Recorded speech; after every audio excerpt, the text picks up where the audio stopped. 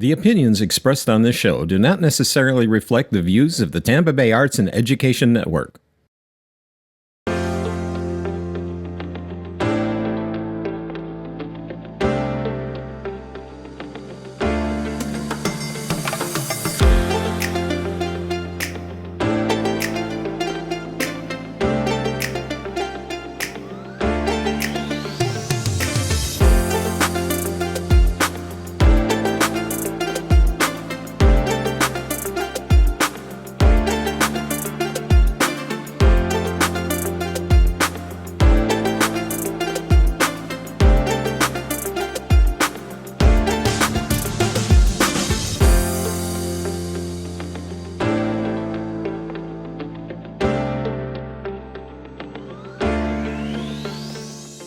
Hello everyone, I'm Kim Droege, your host, and welcome to another edition of Connecting with Kim here on Tampa Bay Arts and Education Network. We're so happy you joined us today because every week we work really hard to bring you information about people, places, and things that make your life here in our corner paradise that much better. So before I introduce my guests and we get started, I want to make sure that you like and follow my Instagram, Facebook, and X account, where you will find out all the information about the show, our broadcast schedule, my guest, their subject and passion that they're talking about, and of course my on-air wardrobe, which comes from the Spring of Tampa Bay Boutique, located at 4415 West Osborne here in Tampa. And the net proceeds from their boutique and thrift store help support their mission, which is to provide safe spaces and empowering services to survivors of domestic violence and their children. And they've been doing a wonderful job of it for more than 40 years. So please support their mission. And I also want to remind you that you can catch the audio of our show on Sun Radio 96.3 FM and on your favorite streaming platform Monday, Wednesday, and Friday at 3:30 in the afternoon. And before we get started, I'll also say we're having the worst allergy season in Florida in years, and I am suffering terribly. So my voice, I'm having to use cough drops, I'm having to use all kinds of things. So I'll apologize in advance if I'm not sounding like I normally do. So I'm so excited because I've been trying to get this gentleman on the show for a while, and he's finally here today, and I couldn't be more pleased. And so I'm delighted to introduce you to Mr. Fred Hearns, who is the Curator of Black History at the Tampa Bay History Center here in Tampa Bay. And he's also a consultant for what will be the future Black History Museum here in Tampa Bay. Welcome, Fred, to Connecting with Kim. Thank you, Kim. I'm so happy to be here. I'm so happy that you're finally here, too. Yeah. We've been trying to do this for a while, and it's just such an honor to sit down with you. So I like to start the show the same way every time because I think it's really important for my audience to also make a connection with you. So I like my guests to share as much of their life journey as they feel comfortable with. Well, thank you. Well, Fred Hearns, I was born in the Bronx, New York. I grew up here in Tampa on the east side of town. My mother was from Tampa, and she moved to New York just before I was born, but I think it was a little too busy, a little too big for her. She was a Tampa girl, so she wound up coming back home. And so I grew up here, attended the public schools here, graduated from Middleton High School with the class of 1966. That was right in the middle of the era of segregated schools in Hillsborough County. Mm-hmm. And so I went to all black schools, first grade through 12th grade, actually. My first encounter with white students and white teachers was as a freshman at USF, and that was 1966. There were only about 25 or 30 full-time black students at USF in 1966, believe it or not. And so everybody knew everybody. And I remember having a lot of interesting conversations with my classmates on the corridor of the UC, University Center. Mm-hmm. And it was during the time that Reverend Dr. Martin Luther King was assassinated. Mm-hmm. I was a sophomore at USF. That was really the first time that I think the whole nation began to take a serious look at civil rights and human rights and black-white relationships and come to grips with what we can do to come together as one nation. So after USF, I went into journalism. I was a newspaper journalist for 5 years. I worked in Louisiana, in Baton Rouge, Southern University, in public contacts there. And then I came back home in 1975, I began working for the City of Tampa, and after a 32-year career with the City of Tampa, I retired.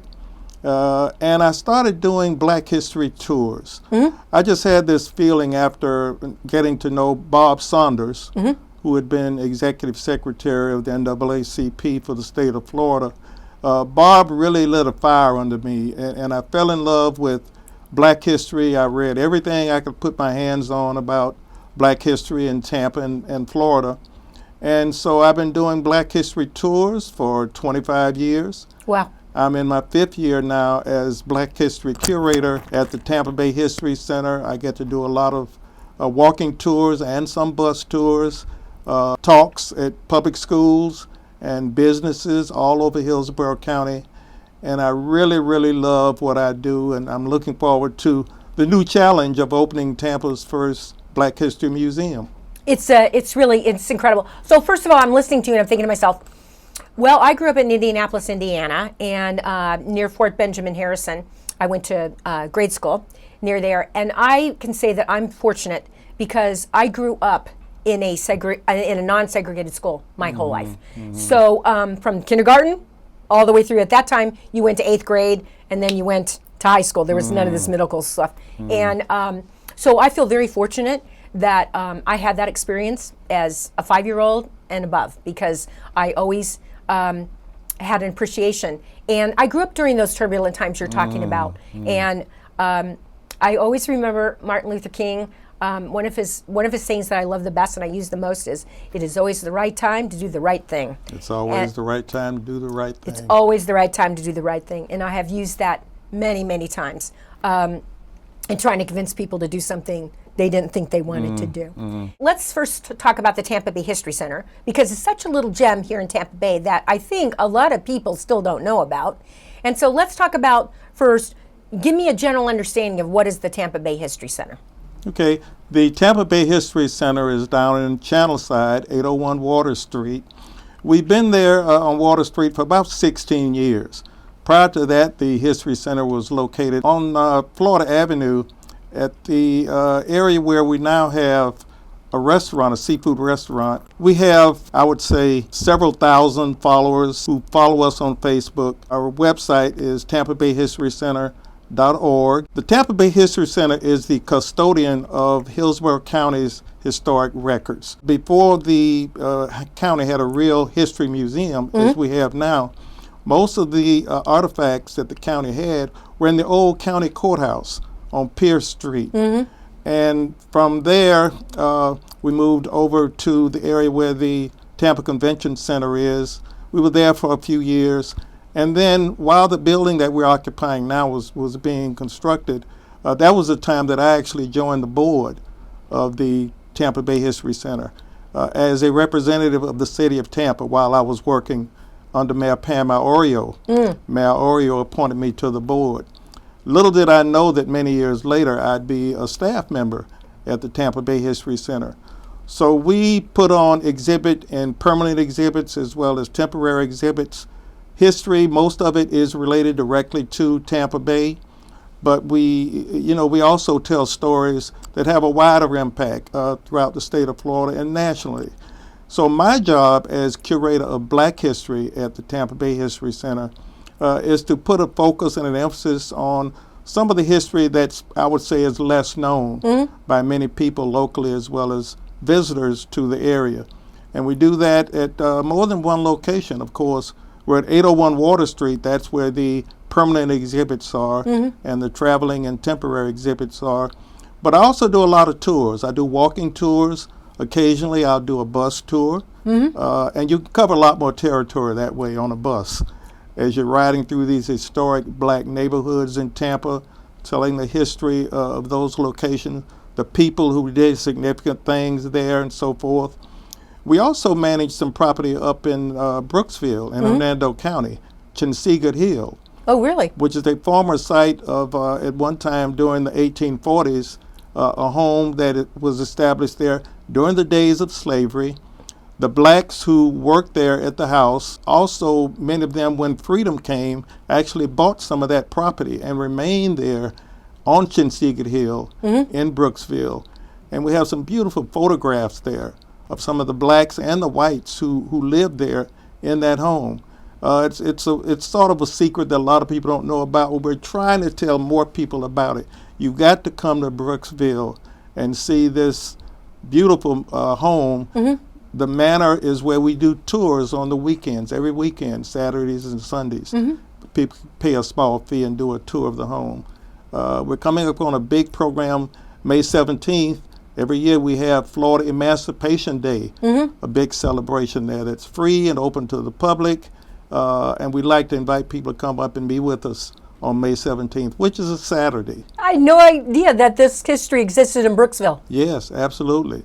Absolutely. So I hope this doesn't sound like a, well, they always say there's no dumb questions, but you wonder sometimes when you're asking one, right? At the Tampa Bay History Center, and specifically Black History, part of Tampa Bay History Center, how far does that history go back? Black history goes back in the Tampa Bay area to 1528. Okay, that's what I was, yeah, okay. 1528. Wow. It's a long time ago. Long time ago. And we say that because that's the first documented evidence of black people actually coming to Tampa Bay. Of course, with Spanish explorers, Estevanico, who was from Morocco, who was enslaved, who was on one of the ships that came here in 1528, they actually landed at Boca Ciega Bay in what is now Pinellas County. Right. But they traveled a few miles inland and came into what is now Hillsborough County. And 7 years later, Estevanico was still alive. There were only 4 survivors who lived for the next 7 years. They traveled all the way from Tampa Bay all the way down into Mexico. Wow. And we know his story because one of the survivors kept a diary, a journal, and he wrote about Estevanico the Black, or he was also called Little Stephen. Oh, okay. So we know the story of this amazing man who also died here somewhere out in the Southwest, California, Arizona, somewhere out in that area. So that's the first amazing story that we tell. We have a timeline in our Travails and Triumphs permanent exhibit in the History Center, and it starts with that story and goes all the way up until the 1970s. I bet you there's a lot of people that would never have guessed 1548, right? Exactly. They would have never guessed that. Exactly. Yeah. And that's why it's so important for us to tell these stories at the History Center as well as when I go out in February, for example. I mean, I get a lot of invitations to go out to schools. Black History Month. Black History Month, to Right. businesses, to all kinds of organizations, and talk about our history. And that's one of the stories I like to tell because people are amazed. You're right to know Black history goes all the way back to 1528, documented Black history in Tampa. No, I'm sorry that I got that date wrong. I was so astonished. But that's why I asked the question, because I thought, well, if I want to know that, probably somebody out there wants to know that too, right? Exactly. That doesn't know that. Well, this might be a good time to take just a quick break and reintroduce you as the guest. So if you're just joining Connecting with Kim here on Tampa Bay Arts and Education Network, my guest today in the chair is Fred Hearns, who is a curator of Black history at the Tampa Bay History Center and is a consultant for what will become the Tampa Black History Museum. So next year. So we'll talk about that. Okay, so tell me about these walking tours. When you do these walking tours, where are they and what does it encompass? We cover some of the oldest neighborhoods where black people lived, worked, went to school in Tampa. And we started out with the historic Central Avenue walking tour because it's right in the heart of the city, just a couple of blocks north of downtown Tampa. We have a historic church, goes back to, I would say, 1921. When the St. James Episcopal Church, the current building, was established. It's a red brick building, a beautiful church. And that church is going to be a Black History Museum, probably in June or July of next year, 2026. And it's going to be Tampa's Black History Museum. So we started our tours in that area around the church, in Perry Harvey Park, which is right next to the church. That's where Central Avenue was located from the 1890s until the 1970s. Okay. And that was the heart of the black business and entertainment district in Tampa. People would come from all over to come to Central Avenue, where you had nightclubs and restaurants and movie theaters, black attorneys, black dentists, barbershops, beauty shops, hotels, whatever you could think of was on Central Avenue. Ray Charles lived right around the corner for 2 years in the 1940s. Ella Fitzgerald performed there in some of the clubs. Louis Armstrong, when he was just a young musician starting out, played on Central Avenue. And on and on and on. And it was actually called the Harlem of the South. I was going to ask you that. Yeah. Yeah. It was called the Harlem of the South because for those who've been to Harlem, New York, or you know some of the history, there was a Savoy Ballroom in Harlem, New York. We had a little Savoy club here in Tampa on Central Avenue. We also had the Apollo Theater, which is still active in Harlem, New York. Right. We had an Apollo Theater here in Tampa. Wow. In Harlem, New York, also the Cotton Club, very popular. And some of these were clubs where blacks entertained but could not really be patrons of the club, but they were the entertainers. We also had a Cotton Club in Tampa, and it was actually owned by Henry and Jean Joyner, the parents of Senator Arthenia Joyner. Many people know that name. Senator Joyner, who's still here with us in Tampa. Yes, she is. Has practiced law for over 50 years in Tampa, and first licensed black female attorney in Hillsborough and Polk counties. So her parents own the Cotton Club, and she's the queen of Central Avenue. She can tell you things that I never knew about Central Avenue. So that was just a beautiful place. I was fortunate enough to experience a lot of Central Avenue in the 1950s and 60s before it ended in the 1970s. So, but why did it end?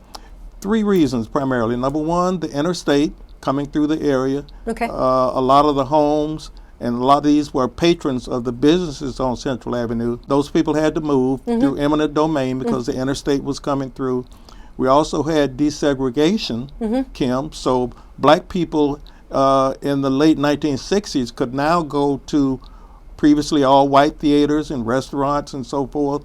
And so many of us abandoned the black businesses on Central Avenue, and they just didn't have the customer support they had before. That's kind of sad, isn't it? It is sad. And then in June of 1967, a 19-year-old man named Martin Chambers, a black youth living in the area, was shot and killed by a police officer. And there were civil disturbances that followed that. Buildings were burned down. It was not a safe place to be for a while. And those 3 things happened within a couple of years of each other. That kind of brought about the end of Central Avenue. If you look at Central Avenue and then you look at the history of Harlem in particular, these were thriving, middle-class, black areas that were providing everything for their population, right? Right. Now, no one is going to argue, I'm certainly not, but no one's going to argue that desegregation was a bad thing. But with everything that happens in life are unintended consequences, right? And so one of the unintended consequences that I see in looking at the history of Harlem and looking at the history of Central Avenue is that all of these beautiful neighborhoods and businesses and the middle class and everything that was thriving, it all fell apart. Exactly. One of the things that the young black people in Tampa said to the mayor, who was Nick Nucio at the time, and to other white officials, is that we need a park. We don't have a park here. And there was no park for black people in the central part of the city. Right. And so eventually, what was the black business district was turned into a park. All the buildings were knocked down, turned into a park. Well, we got the park, but look at what we lost. Yeah.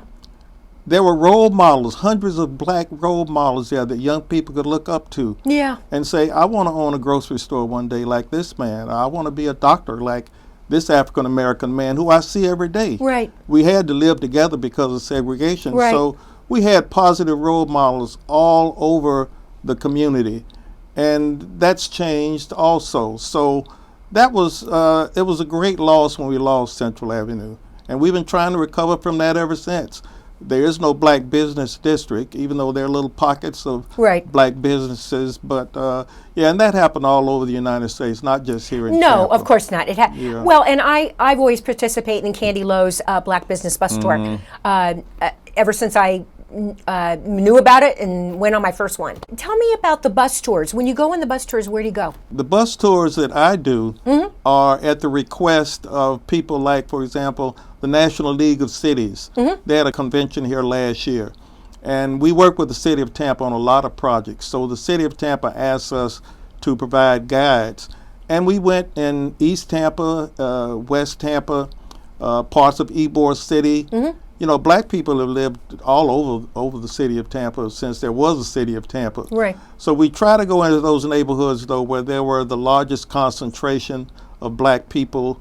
Many of the black churches, some of them are over 100 years old, are still standing. Wow. And we take people to those locations. St. Peter Claver's School, which is very close to downtown, walking distance from Central Avenue, Yes, sir. is well over 100 years old, and it's still standing. Yes. So we take people to those locations and we talk about what happened there and what's still happening there in the case of, for example, Booker T. Washington School.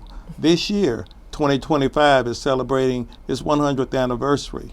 Amazing. So we go to Booker Washington School and we talk about the time that Booker T. Washington came to Tampa and what he did when he was here. So it's living history. It's not just something that happened a long time ago No. that we can reminisce about. We can tie what happened then to what's happening now. That school, for example, is still educating children. Isn't that wonderful? Yeah. So tell me about the people on the walking tours and the bus tours. What's the mixture of people? I mean, I'm hoping it's all mixtures of people. It is. This past Saturday, I did the first Black History walking tour of College Hill. College Hill is an East Tampa neighborhood, actually where I grew up, in the College Hill, Belmont Heights neighborhood. And we had 18 Buffalo Soldiers on that walking tour. Most of the people on the tour and they came in their uniforms. Oh my gosh. The Woods and Wanton chapter, the local chapter of Buffalo Soldiers, they came in their uniforms and they were so interested in that history because for much of it, we went through Memorial Park Cemetery, where hundreds of black veterans are buried. Yes, sir. All the way from World War I up through the current, most recent wars that we've had. So, and we have a mixture of white citizens, black citizens, Hispanic citizens, people who are visiting the city, people who've lived here their whole lives. Had no idea. But never really knew this history. Right. I'm an example. I lived there almost my whole life, but it wasn't until I began reading and looking at documentaries and putting my hands on everything I could and just soaking it in that I began to learn the history of the city, and I'm still learning every day. Isn't that wonderful, though? Yeah. I mean, it makes you want to get out of bed every morning, Yeah, right? exactly. What can I learn today? Yeah. What will I know today that I didn't know yesterday? Yeah, and share with And somebody share, else, right? exactly. That's what we do at the History Center. So next year, when the Tampa Bay Black History Museum opens up, will everything that's at the Tampa History Center move to the new museum? And help me understand how that's going to work. Okay. No, it will not. Okay. Now, we have thousands and thousands of items in our collection at the Tampa Bay History Center. Okay. We're actually going through those now and finding what we can put on display that we have not already had on display at the Tampa Bay History Center. The permanent exhibit at the Tampa Bay History Center, Travails and Triumphs, is going to remain pretty much as it is now. We're not going to take anything out of there and transfer it over. We're looking for new items to put on display, and people out there listening and watching this program have some of those items we're interested in. Well, now might be a good time. We talked about it before we went on air, and we're Yes. running short of time.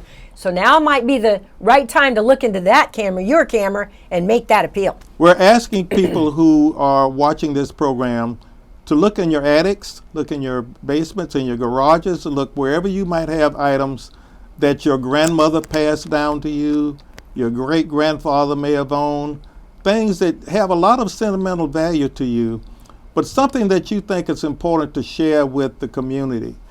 And consider donating them to the Tampa Bay History Center to add to our collection.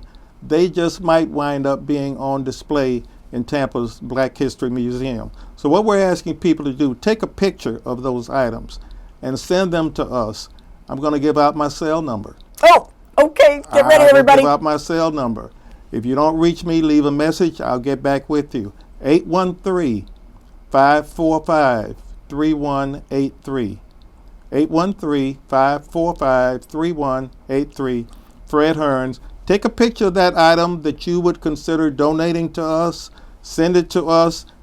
send a contact phone number, email address, whatever. We'll get back with you and we'll take a look at it, and then we'll make a decision, because we want to make sure that this is our history, the history of black people, and not just black people, but this is the one thing that I always say. It's difficult to talk only about black history and not talk about general history. That's right. You can't. It's difficult to separate the two. So this is Tampa history that we're talking about, and so we're going to ask people to do that.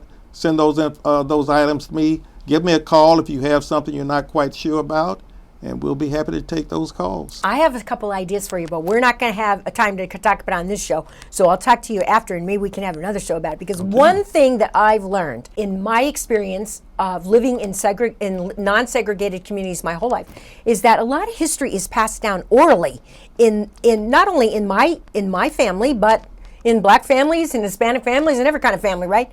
So I was wondering, wouldn't that be wonderful to have? I don't know. Maybe there are some now in the Black History Museum right now of orated stories where people are talking and sharing their history with their loved ones. Is there something like that, or plans for that? Absolutely. Right now we have 5 recorded oral histories, and they're brief, only a couple of minutes, on display in Travails and Triumphs in our permanent exhibit area at the Tampa Bay History Center. But this is the beauty of partnerships, because for years we partnered with the Hillsborough County Public Library System. And the Robert W. Saunders Public Library, which is all about black history, Robert W. Saunders, former NAACP leader in Florida. Yes, sir. They have a studio, and they're set up to record people, and they've been doing that for years. Many people just aren't aware of it. They don't know about it. Who have these stories that they want to go on record. You can be recorded by the Hillsborough County Public Library System. Of course, they have a wide network. I think there are over 30 public libraries now in Hillsborough County. And they are taping these oral histories as we speak.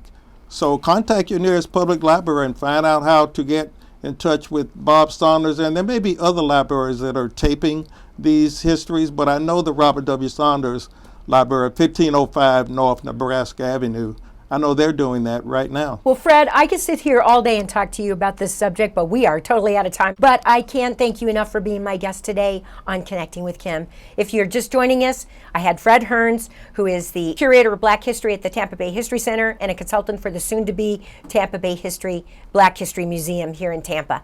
So thanks for joining us today. Come back next week for another episode of Connecting with Kim, because we make your life better in our little corner of paradise. Thank you.